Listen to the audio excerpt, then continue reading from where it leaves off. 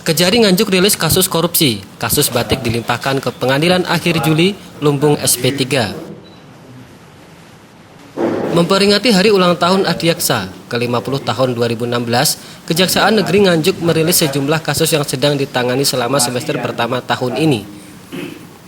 Di antaranya kasus dugaan korupsi pengadaan pakaian khusus hari-hari tertentu atau PKHT pada Asisten Umum Setda Kabupaten Nganjuk tahun anggaran 2015.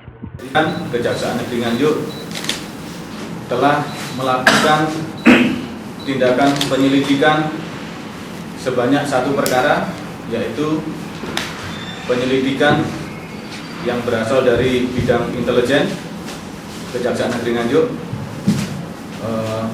terkait dengan perkara dugaan tindak pidana korupsi pengadaan pakaian khusus hari-hari tertentu pada Asisten Administrasi Umum yang dilakukan pada dalam kurun sekitar 7 bulan ini, Kejari sudah menahan 4 tersangka MDG pengguna anggaran STY, EDP, dan MSS masing-masing dari pihak rekanan. Selain menahan 4 tersangka, Kejaksaan juga berhasil memulihkan kerugian uang negara dari tangan MDG senilai sekitar 600 juta rupiah dan berhasil menyita sebuah mobil Daihatsu dari tangan tersangka STY serta berhasil menemukan bukti rekaman digital dari HP.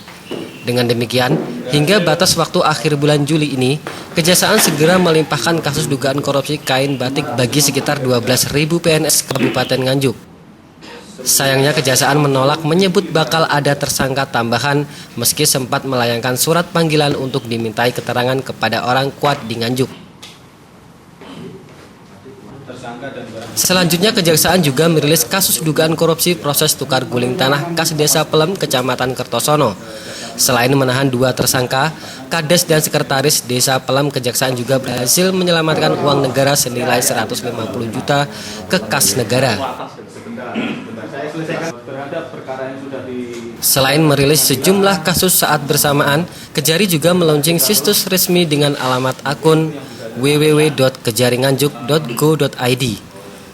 Situs Kejari Nganjuk tersebut dimanfaatkan untuk bidang intelijen Kejari Nganjuk, menginformasikan berbagai informasi yang terjadi di internal Kejaksaan, termasuk kasus-kasus yang telah ditangani bisa diakses lewat situs itu. Berdasarkan surat dari penasihat hukum tersangka MDG yang meminta penyidik untuk memeriksa seseorang menjadi saksi yang meringankan bagi tersangka MDG. Terkait dengan itu, berdasarkan pasal 116 ayat 3 dan 4 KUHP, maka penyidik melayangkan surat panggilan daripada permintaan penasihat hukum dan tersangka MDG untuk penyidik melakukan pemanggilan dan pemeriksaan seseorang tersebut. Mungkin bisa saya sampaikan hanya yang terkait dengan mungkin pimpinan daripada MDG. Itu benar Pak? Benar nggak kalau itu seseorang itu Bupati Nganjuk? Saya belum bisa menyampaikan ya, terkait dengan penyidikan saya tidak bisa menyampaikan.